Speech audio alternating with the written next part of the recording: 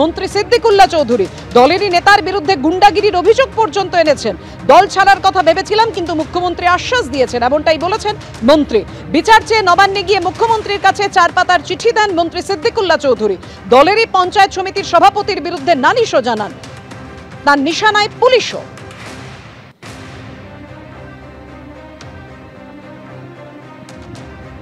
আমি গতকাল নবান্নে মাননীয় মুখ্যমন্ত্রীর অফিসে ওএসডির কাছে চিঠি জমা করেছি। কাঁচ ভেঙেছে, দরজা খুলে মারতে চেয়েছে, লাঠি নিয়ে তাড়া করেছে। এরা পুরোপুরিভাবে আহমদ হোসেন শেখ যে ওখানকার 100% তোলাবাজ এবং অসামাজিক এবং গুন্ডাগার্দির পথ সে বেছে নিয়েছে, তার বিরুদ্ধে এবং তার সঙ্গে যে সাঙ্গপাঙ্গ আছে, আমি অভিযোগটা সেখানেই তুলেছি।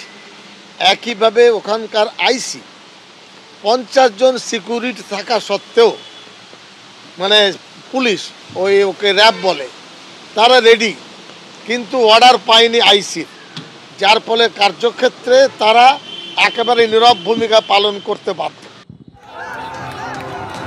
নিজেরই এলাকায় গিয়ে নিজেরই দলের নেতাকর্মীদের বিক্ষোভের মুখে পড়েন মন্ত্রী বিধায়ক সিদ্দিকুল্লাহ চৌধুরী। গত 3রা জুলাই ঠিক কি হয়েছিল রেখেছি আপনাদের সাথে।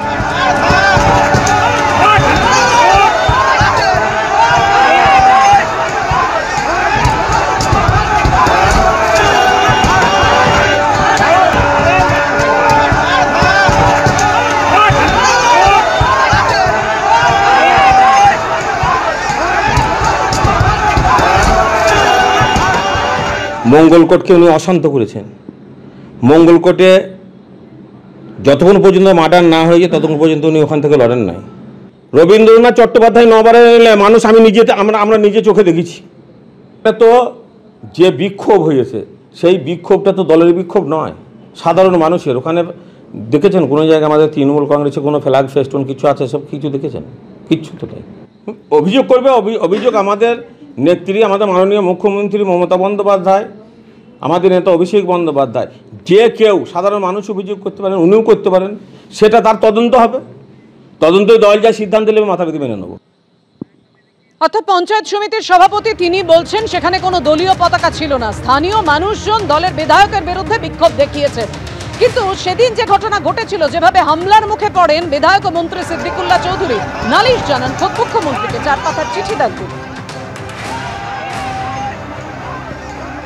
কংগ্রেস তো শুদ্ধ লোককে নেয় না, দুর্নীতিবাদ, সমাজ বিরোধী, এইসবই হচ্ছে তৃণমূলের মূল আখড়া, মূল জোর তৃণমূলের। অতএব তৃণমূলেরই পঞ্চায়েতের সমিতির লোকেরা অভিযোগ করছে।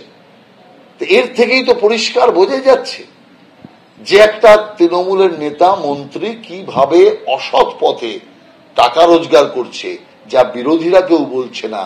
তৃণমূল কংগ্রেসের যে পঞ্চায়েত সমিতির নেত্রী তিনি বলছেন।